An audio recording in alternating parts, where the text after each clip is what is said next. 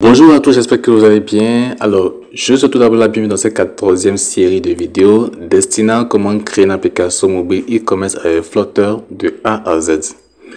Alors, dans cette vidéo, comme le titre de la vidéo l'indique, d'accord, nous allons donc ajouter des variables à l'application mobile, histoire de pouvoir récupérer les différents inputs des utilisateurs au niveau des formulaires, d'accord.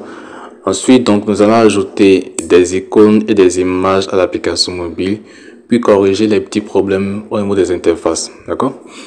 Donc, pour les images et les icônes, vous trouverez le lien des images dans la description de la vidéo, d'accord. Donc, vous aurez juste à les glisser et déposer dans les répertoires images de notre projet, d'accord. Alors, au total, donc, nous avons environ 6 images, d'accord. Donc, ces images-là, nous allons les associer au niveau de l'élément catégorie, d'accord, juste ici.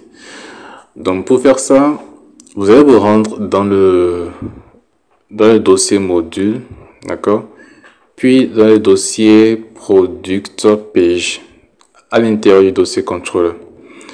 Donc, dans le dossier controller, vous allez ouvrir le fichier controller.dart et nous allons donc remplacer le cycle avatar par un container. D'accord? Et ce container, nous allons lui donner comme routeur séquence et comme largeur séquence.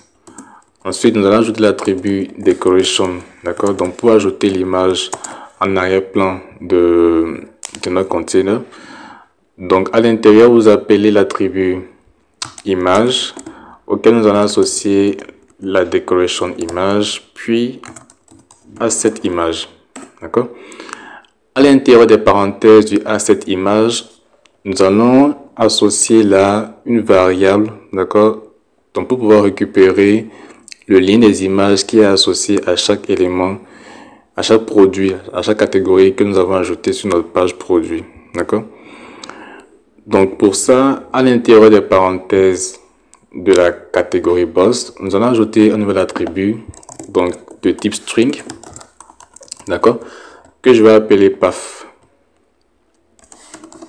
Voilà. Et au niveau du asset image, à l'intérieur des parenthèses, vous mettez notre attribut path que nous avons créé. Alors après ceci, bien, je retourne sur le fichier product underscore page.dart, d'accord. Et là, vous allez voir en fait qu'il y a des erreurs. C'est normal parce que nous devons associer le lien des images qui est associé à chaque catégorie, d'accord. Donc pour le premier élément, donc le lien ça sera, donc vous mettez les double quotes, d'accord. Donc le lien ça sera assets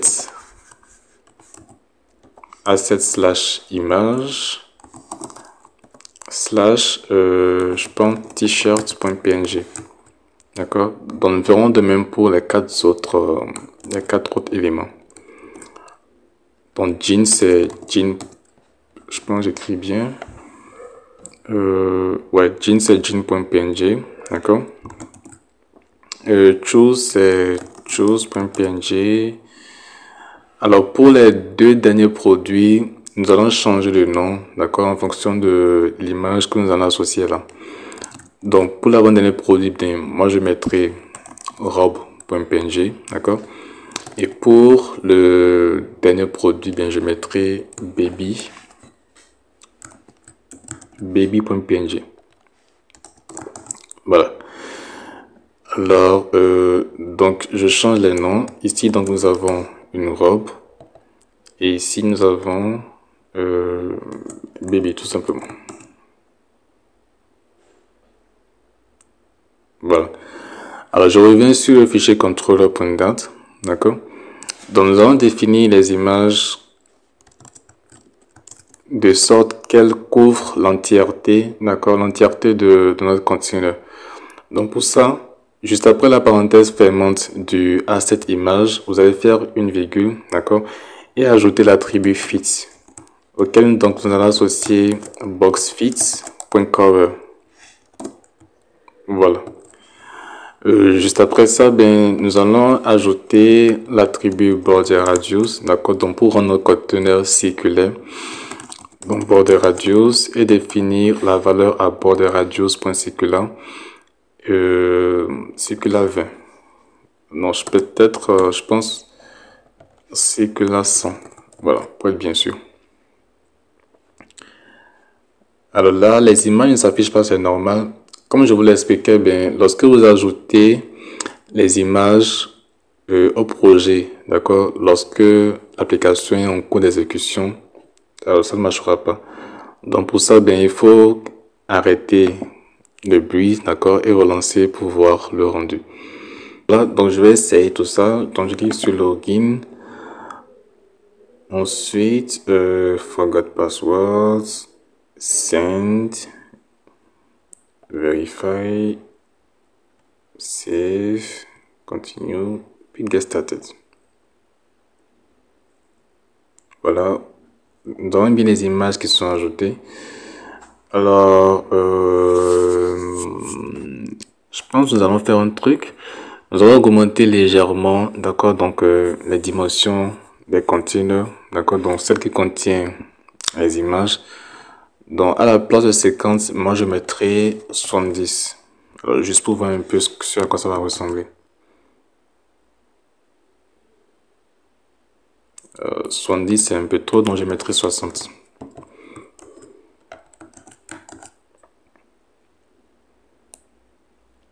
Voilà, 60 c'est parfait.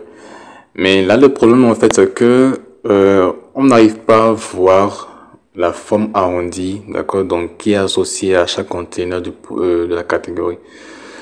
Donc ce que je propose, nous allons ajouter une bordure colorée, d'accord, autour de chaque container.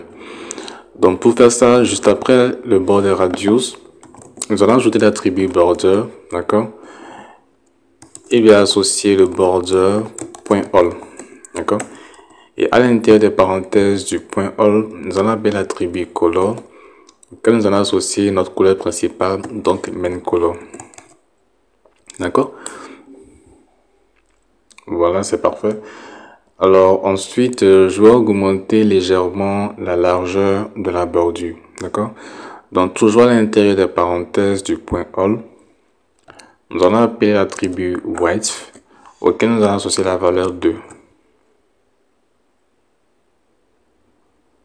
Voilà, je pense que c'est parfait, c'est très bien. C'est très bien. Voilà, c'est bien.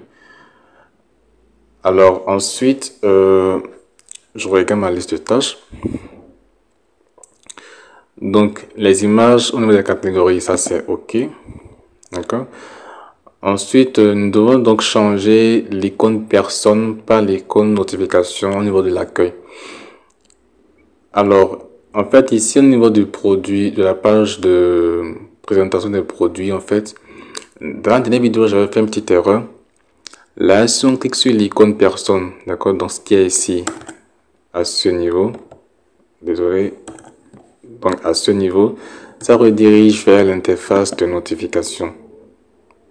Là, je clique dessus, voilà, ce qui ne correspond pas, d'accord, au type de, à ce que reflète l'icône. Donc tout simplement, alors je reviens sur notre fichier product underscore page.dat, d'accord, et juste en haut, voilà, juste ici. Donc vous allez juste remplacer personne par notification.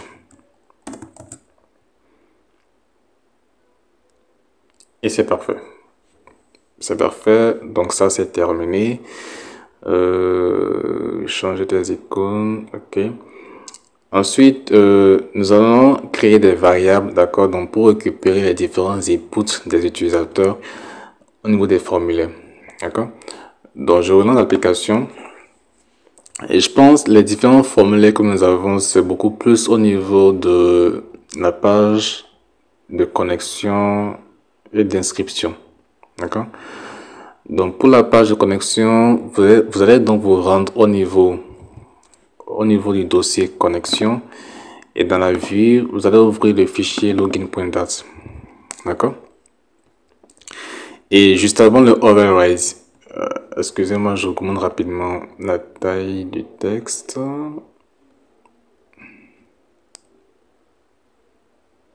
Voilà.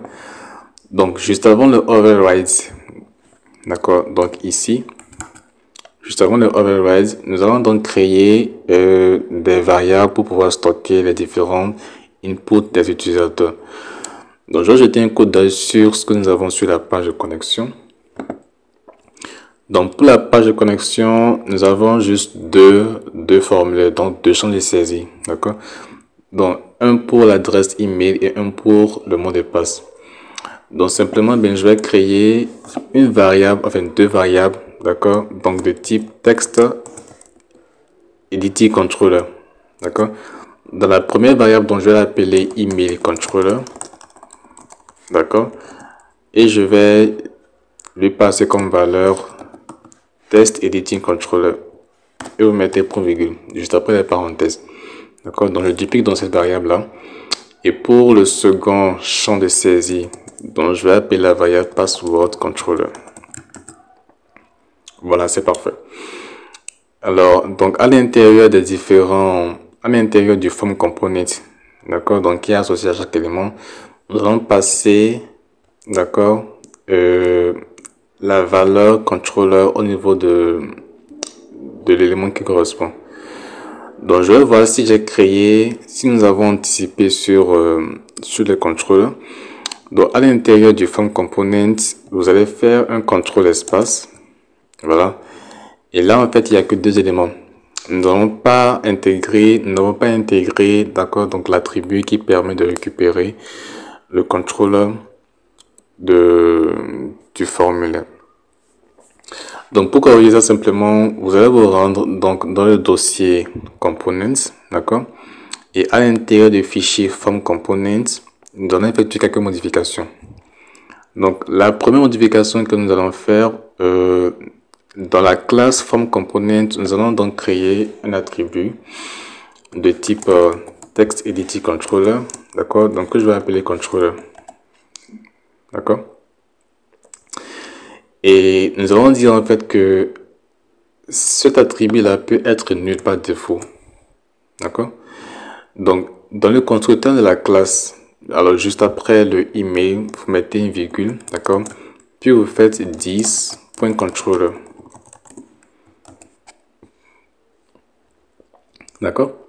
Alors, ensuite, vous allez descendre en bas et à l'intérieur du text form feed, d'accord? Nous allons ajouter un attribut donc qui s'appelle controller et lui passer comme valeur l'attribut controller que nous avons créé, d'accord, donc dans notre classe. Donc vous mettez controller. Voilà. Donc je reviens sur le fichier login.dot, d'accord. Donc à l'intérieur du form component, donc dans les parenthèses du form component qui est associé à l'adresse email, d'accord, vous allez faire un contrôle espace et là nous avons l'attribut controller. Et la valeur que nous allons lui associer, c'est donc email controller. Voilà. Et nous ferons de même pour le mot de passe. Donc, contrôle espace controller. Et la valeur, c'est password controller. Voilà, c'est parfait. Alors, je vais peut-être faire un petit test juste pour vous montrer que, effectivement, grâce à ça, nous arrivons donc à récupérer les inputs des utilisateurs. D'accord? Donc, je vais ouvrir le terminal d'Android Studio. Donc, pour faire ça, vous cliquez juste ici, au niveau du triangle qui est là. Voilà. Voilà. Donc, je vais paramétrer ça. Alors, au niveau du bouton, alors ça, vous n'êtes pas obligé de le faire. Donc, au niveau du bouton, voilà, au niveau du bouton login, nous allons envelopper le button component donc par le widget inkwell. D'accord? Et donc définir l'action qui sera exécutée lorsqu'on clique sur ce bouton là. Donc nous allons appeler l'attribut onTap. D'accord? Et dans cet attribut onTap, nous allons faire un print. Et le print que nous allons faire, donc ça sera un print de email controller que nous allons convertir en texte. D'accord? Donc vous allez faire email controller.text. Vous mettez des points virgules. Donc nous ferons également de même pour le mot de passe, donc password controller.text. Voilà, c'est parfait. Alors, je vais rapidement tester ça. Donc, sur l'émulateur, je fais rentrer des champs au hasard et nous allons vérifier si nous récupérons effectivement les éléments. D'accord? Alors, voilà, donc au niveau de l'adresse email, je mettrai, je sais pas, exemple, @gmail.com. Oups, il y a une erreur. Gmail.com. D'accord? Et nous pourrons également de même pour le mot de passe. Donc, pour le mot de passe, je mets du n'importe quoi. Donc, azetiop et j'enregistre. Alors là, donc, si je clique sur le bouton login et que vous regardez dans le terminal, donc, nous avons bien les différents inputs que j'ai eu à rentrer. Donc, exemple, @gmail.com et le mot de passe qui est là. D'accord? Alors, ça, c'est très bien. Donc, nous ferons également de même pour les autres champs. Donc, je reviens au niveau de l'inscription. Donc, dans la hiérarchie du projet, vous allez vous rendre donc dans le dossier inscription, puis dans le fichier inscription.dart. D'accord? Donc, pour l'inscription, donc, nous avons juste 3 champs. Dans le premier champ, alors je crée la variable de type editing controller. Donc, que je vais appeler email controller. D'accord? Voilà. Et je vais faire de même pour les 12 éléments. Dans le second, ça sera donc phone controller. Et pour le dernier, ça sera password controller. D'accord? Alors, donc, au niveau des form components, je vais juste appeler l'attribut controller auquel je vais associer donc le controller qui est associé au type de champ. Donc, pour le premier, c'est email, donc email controller. D'accord? Pour le second, c'est phone, donc phone controller. Et donc, pour le dernier, c'est password, donc password controller. D'accord? Alors, je pense que c'est ces endroits où nous avons des inputs. Je vais faire un tour rapidement sur la maquette pour voir, juste pour en être sûr.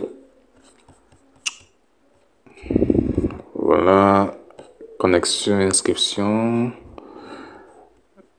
Alors, il y a également un input au niveau de la page, mot de passe oublié.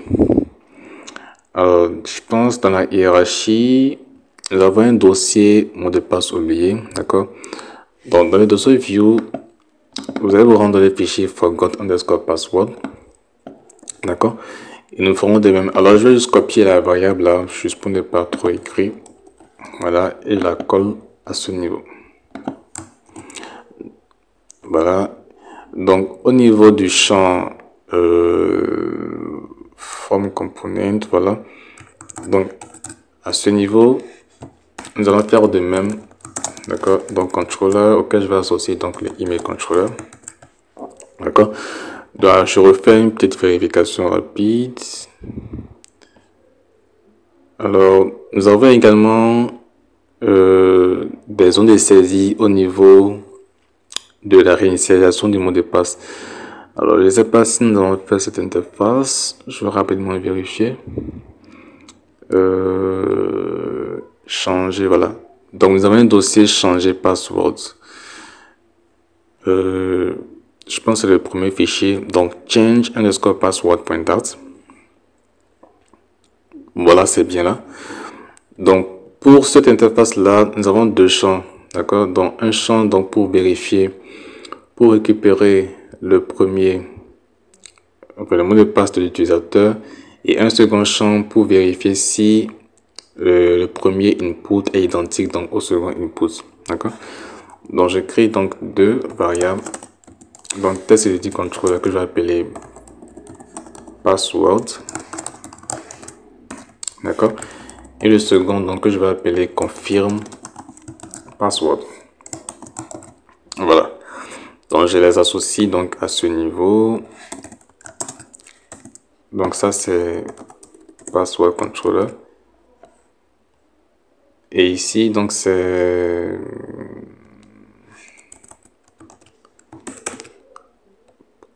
confirm password. Voilà, c'est parfait. Alors, je pense, nous allons faire un petit test, d'accord? Donc, pour paramétrer la vérification des deux champs de mot de passe.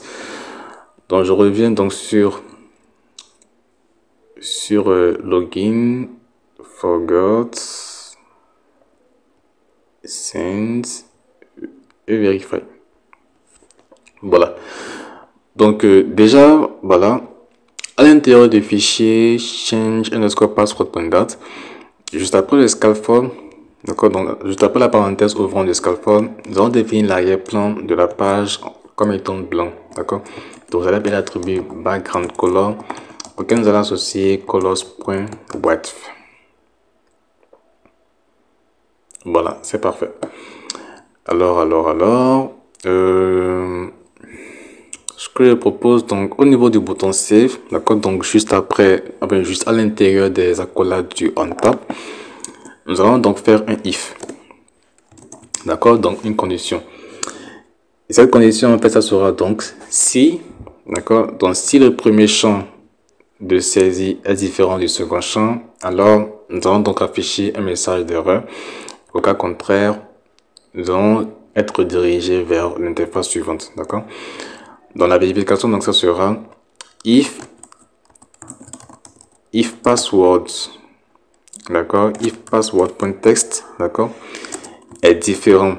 Donc l'expression différent est matérialisée donc par le point d'exclamation et le égal, d'accord. Donc si le champ password est différent du second champ, donc qui est confirm password.text, d'accord, alors nous allons afficher un message d'erreur. Pour le message d'erreur, nous allons l'afficher donc sous forme de snake bar, d'accord. Donc pour faire ça, vous allez faire un scaffold messenger point of contest point show snake bar, d'accord. Et à l'intérieur des parenthèses du show snake bar, nous allons associer donc le widget snake bar.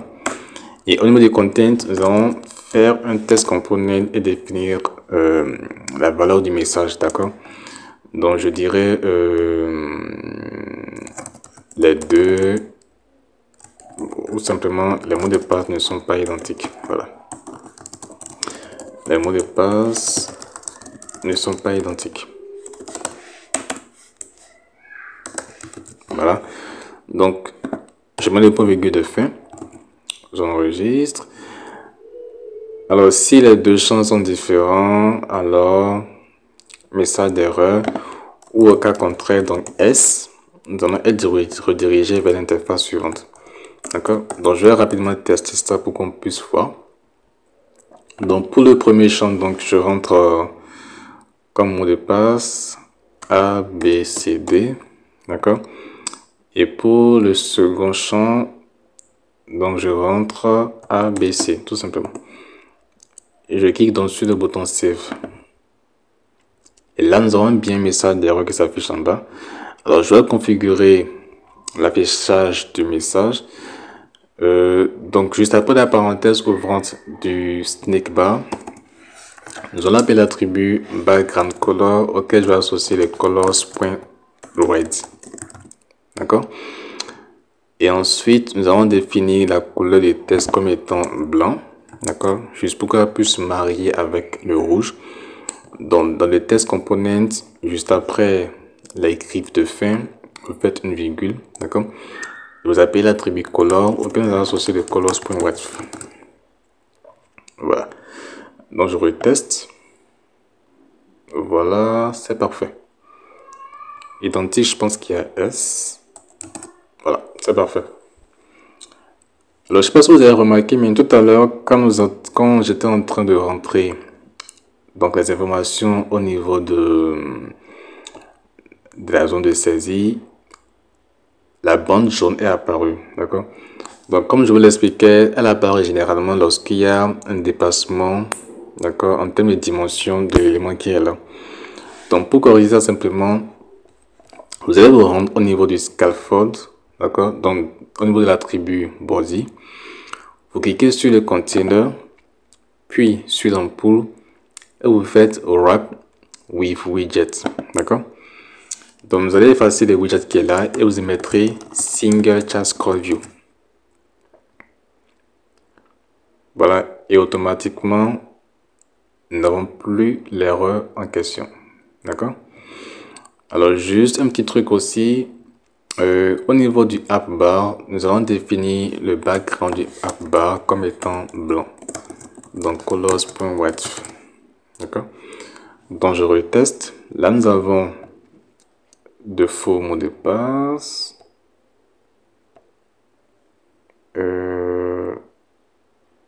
Voilà. Mot de passe incorrect. Mais là, lorsque j'ajoute donc un bon mot de passe, donc qui correspond à celui que nous avons mis en haut, alors, je pense que nous allons aussi afficher un message, d'accord, de confirmation. Alors, voilà. Donc, vous allez juste copier le scaffold.messenger, d'accord, que vous allez dupliquer donc au niveau du S, juste avant le navigateur. Donc, le message d'affichage, je vais mettre mot de passe réinitialisé avec succès. D'accord? Et donc, la couleur du snake bar, donc ça sera du vert. Donc, vous remplacez le colors.red par colors.green.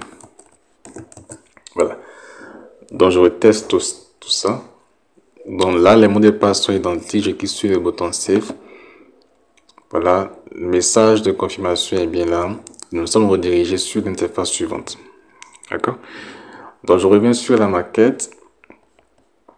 Alors, pour les différentes zones de saisie, nous avons une zone de saisie ici pour la recherche de produits. D'accord? Et je pense que c'est tout. La recherche de produits. Ah. Alors. Donc, je viens sur la page product underscore page. Product underscore page, voilà. Et donc, je crée rapidement des variables. Donc, test editing controller, donc je vais appeler search controller. D'accord? Voilà. Donc, vous faites de même pour toutes les zones de saisie donc, que nous avons sur l'application mobile. Donc, nous avons donc un widget text from feed, d'accord, donc pour la recherche. Nous avons défini le controller à search controller, d'accord. Nous avons également des zones de saisie, donc au niveau du panier, au niveau des checkout. Je pense que c'est le seul endroit. Ouais, c'est bon. Voilà, c'est bon. Donc, au niveau des checkout, nous allons également créer des variables pour pouvoir stocker les inputs des utilisateurs. Donc, vous allez vous rendre donc, au niveau du dossier checkout view et c'est le checkout 1. Voilà. Donc, pour le checkout 1, donc nous avons combien? Un pour le nom d'utilisateur, le code postal et le numéro de téléphone. Donc, 3 variables. Voilà. Donc, le premier, c'est donc name controller. Le second, donc, c'est postal controller, d'accord. Et le dernier, donc, c'est phone controller. D'accord. Donc, je remplace donc les différentes valeurs. Donc, ça, c'est le postal controller. D'accord. Voilà. Le numéro de téléphone, c'est phone controller. Et le name, c'est donc name controller. Voilà. Et donc, pour terminer, nous avons également une donnée saisie. D'accord. Donc, au niveau du dernier checkout. D'accord. Et un autre au niveau de edit profile. Donc, je me rends donc au niveau du fichier checkout for. Voilà. Checkout for. Et au niveau de checkout for. Voilà.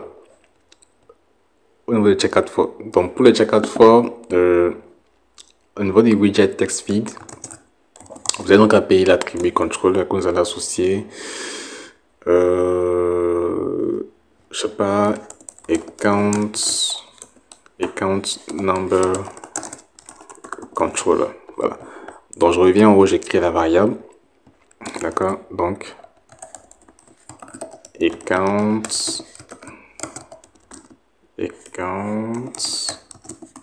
number controller. Et pour terminer, un dernier au niveau de la page profil. Je sais pas trop. Voilà, dossier account, view, edit profile. D'accord, donc j'écris donc deux. Donc un pour l'email controller. Donc pour récupérer l'email. Et un autre donc pour le mot de passe, donc password controller. D'accord. Donc maintenant je vais associer les différents éléments. Donc ici donc nous avons l'email controller et ici le password controller. Voilà, c'est parfait. Donc pour ce qui est des différents attributs, différentes variables que nous étions supposés créer, je pense que c'est bon. D'accord, c'est très bien. Alors je reviens sur ma liste de tâches. Donc variable pour créer les inputs des utilisateurs, ça c'est ok. Alors maintenant nous allons configurer les différents liens de redirection sur l'application mobile. Alors quand je parle de lien de redirection, c'est beaucoup plus au niveau de l'interface principale. Alors je relance l'application. Donc c'est beaucoup plus au niveau des différents éléments qui sont à ce niveau. D'accord. Donc déjà je me rends sur notre fichier welcome. Voilà, view welcome.dat. D'accord. Donc déjà nous allons rendre cliquable. Je pense que c'est ça, non? Welcome. Ah non, pas welcome. Welcome, produit, panier. Je pense que c'est le home. Je pense que c'est home.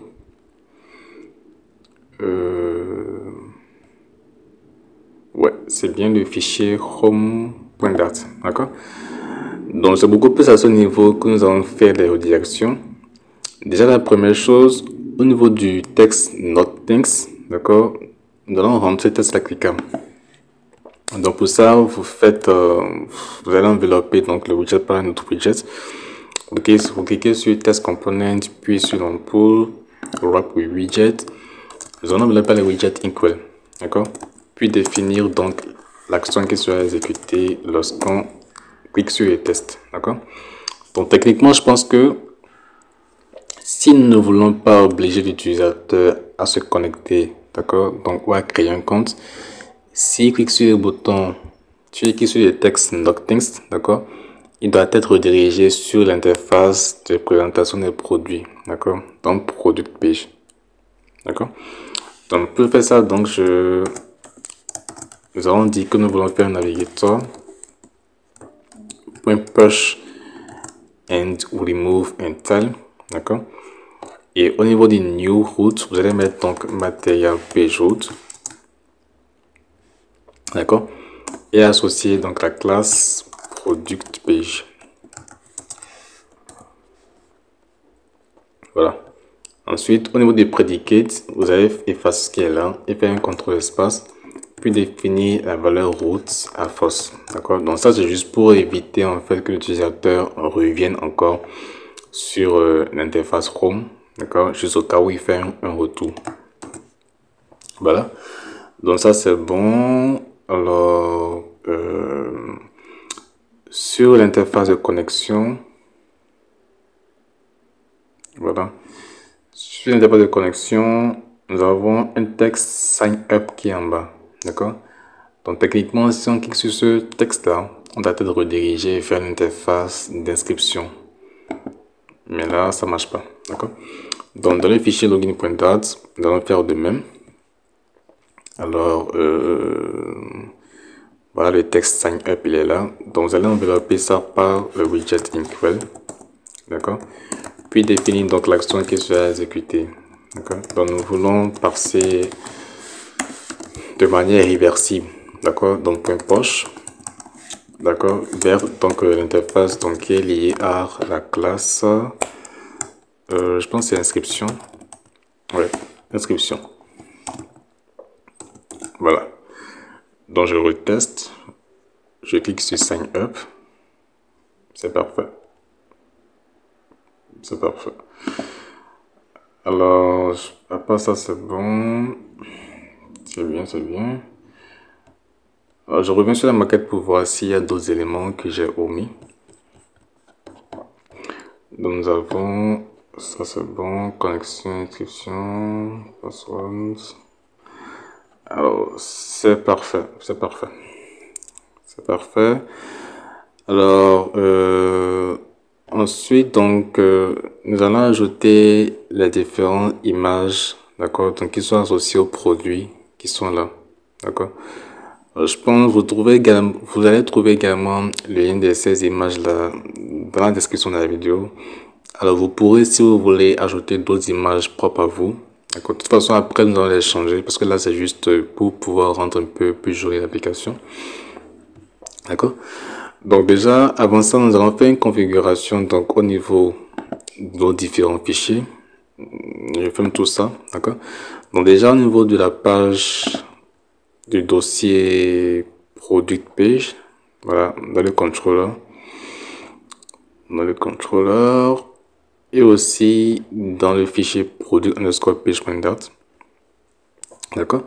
Nous allons rendre à l'endroit où nous avons appelé les différents produits, d'accord. Donc all product. Donc je cherche all product. All product c'est ici, d'accord. All product c'est ici, et ici nous avons donc un wrap. Alors, je vais rapidement venir sur l'interface en question. Alors pour qu'on puisse voir au fur et à mesure, je vais cliquer sur le texte Nothings. Voilà, c'est parfait. C'est parfait. Donc comme je le disais, donc ici nous allons ajouter les différentes images, d'accord, donc pour chaque produit. Mais juste avant ça, dans le fichier controller.das, d'accord, du dossier product page, d'accord, vous allez vous rendre au niveau du widget product box, d'accord, donc ici. Et à ce niveau, nous allons faire une configuration, d'accord. La configuration, donc ça sera dans le container, d'accord, que nous avons destiné, qui est destiné à contenir l'image du produit.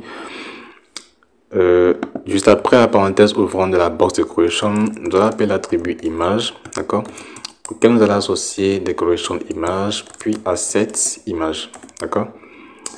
Donc à l'intérieur des parenthèses du product box, nous allons donc créer un nouvel attribut de type string que je vais appeler path, d'accord. Et c'est ce path que nous allons associer donc à l'intérieur des parenthèses du asset image, donc path, d'accord. Ensuite, donc nous allons dire que l'image sera va couvrir l'entièreté donc de notre container. Donc vous allez faire un boxfit.cover. Voilà, c'est parfait.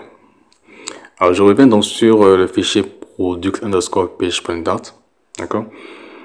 Et ici il y a une petite erreur, donc c'est la partie qui est destinée donc à l'image. Alors pour l'instant, je vais mettre juste une image là au hasard, qu'on puisse juste voir le rendu, puis après on fait la configuration qui est derrière ça, donc pour chaque produit, d'accord. Alors je pense que j'ai une image là. Alors je mettrai l'image de welcome.png, d'accord. Donc vous allez faire asset slash image, d'accord, slash welcome.png. J'enregistre. Il y a quelle erreur? Catégorie détail. Alors en fait, vous devez remplacer donc vous devez remplacer vous devez ajouter pardon le lien, le chemin de l'image à tous les endroits où nous avons appelé notre widget product box, d'accord. Donc il y a ça également dans le fichier catégorie underscore detail.dat. Donc vous faites assets slash image slash welcome.png. Alors, il y a encore une erreur. Également dans le fichier product underscore detail. Voilà. Je pense que c'est le dernier endroit. Voilà, et c'est parfait. Donc quand j'enregistre, voilà, quand j'enregistre, les images sont bien là. C'est très bien, c'est pas mal. Donc là maintenant, nous allons changer les images donc en fonction de les différents produits. D'accord. Donc juste avant ça, je propose que nous créions d'abord une liste. Je reviens d'abord sur le fichier product underscore page. Voilà. Donc nous allons créer une liste, d'accord. Une liste de 6 éléments, d'accord, de type string. Donc qui va contenir les différents éléments qui sont là, d'accord. Donc juste avant le override, ou juste après la variable que nous allons créer ici, d'accord. Donc nous allons créer une liste de type string, d'accord. Donc que je vais appeler product name par exemple. Product name, voilà, vous mettez les crochets, d'accord, et les points virgules à la fin. Dans le premier produit, je suppose ce sera peut-être un t-shirt. Un t-shirt, voilà. Le second produit, ça sera, c'est pas peut-être un jean. Le troisième, blouse médical, pourquoi pas.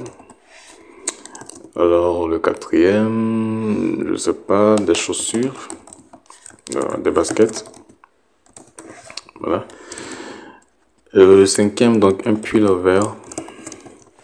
Puis le cinquième, puis le sixième, pardon, je sais pas, un pyjama. Voilà, tout simplement. D'accord. Donc maintenant nous allons définir le prix normal et le prix promotionnel, d'accord, de chacun de ces produits là. Alors, déjà juste pour faire un petit test au niveau de l'affichage du nom des produits. Donc au niveau du produit box, d'accord, donc à ce niveau vous allez effacer le Punjabi que nous avons mis, d'accord, et là vous allez appeler donc la variable, notre variable product name, d'accord. Vous faites le crochet et là nous allons indiquer la position du produit, d'accord, donc ça sera dans index et vous enregistrez. Donc là c'est bien sur l'émulateur, vous avez bien le nom des produits donc qui est différent. Dans le premier jean, le second t-shirt, blouse médicale, basket et ainsi de suite, d'accord.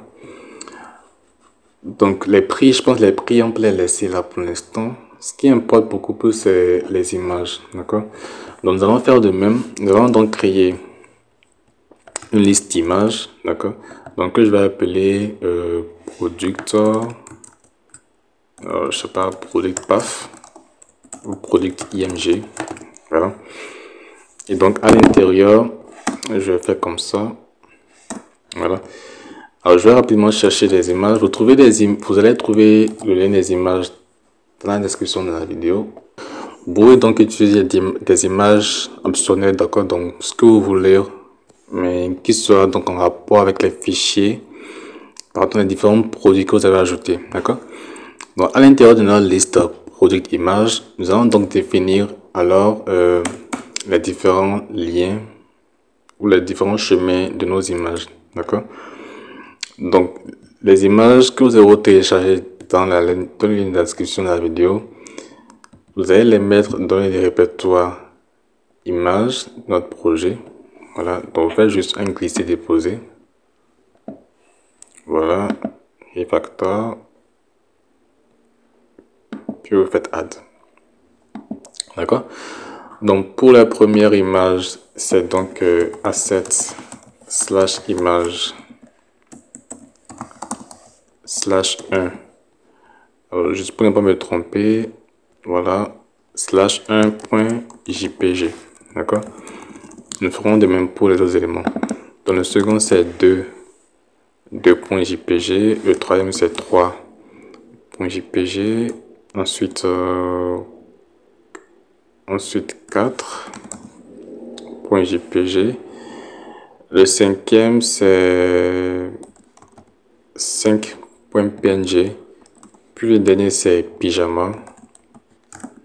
Le dernier, c'est pyjama. Pyjama.jpg. Et j'enregistre. Donc, je reviens donc en bas. Et à la place du chemin que nous avons mis à ce niveau, vous allez effacer ça, puis mettre le nom de notre liste, d'accord, donc qui est product img, d'accord, vous faites un crochet, puis vous mettez index. Alors, je pense qu'il y a une erreur. Product img, c'est le type string. Voilà, c'est parfait. Voilà, donc nous avons bien le lien des images qui s'affiche. Je pense que c'est un peu plus mieux qu'avant. Ça rend un peu plus l'application vivante. Donc là, nous avons les t-shirts, chaussures, la blouse. C'est très bien. C'est très bien. Alors, juste une dernière chose avant de terminer la vidéo. Techniquement, là, si on clique sur un produit, d'accord, nous sommes redirigés vers la page de détail de ce produit-là. Donc, ce que nous allons faire, nous allons récupérer l'image du produit et l'afficher à l'intérieur du cadre, d'accord, donc qui est à l'intérieur du fichier product underscore détail, d'accord. Dans la première chose, vous allez vous rendre dans le fichier product underscore détail. Donc, c'est dans le dossier product détail, d'accord.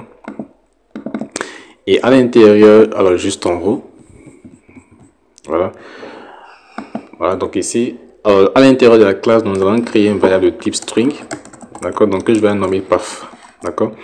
Et dans le constructeur de la classe, nous allons définir notre variable comme étant requis.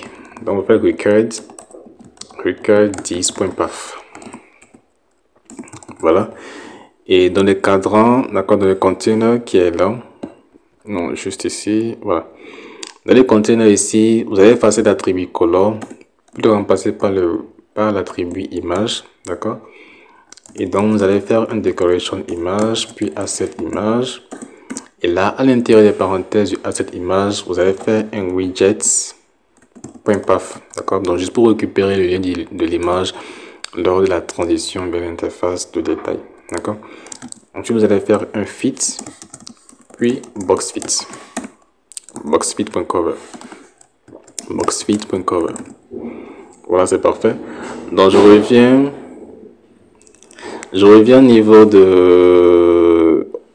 au niveau de la page product underscore page.dot.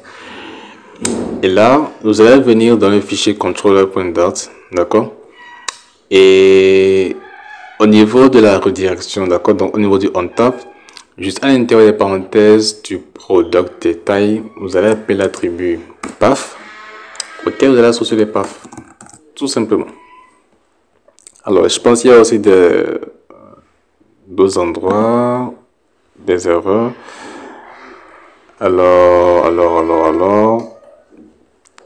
can define constructeur. Ah ouais, il y a une petite erreur, c'est en fait à cause du const, d'accord. Donc, vous effacez le const, tout simplement. Alors, donc, nous allons tester un peu tout ça pour voir. D'accord. Donc, je reviens sur notre interface product page. Alors, il y a une erreur, c'est tout à fait normal.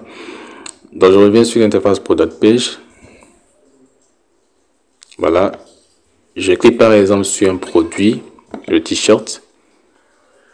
Voilà. Nous avons bien l'image qui est récupérée. Alors, nous pouvons faire de même pour les autres éléments.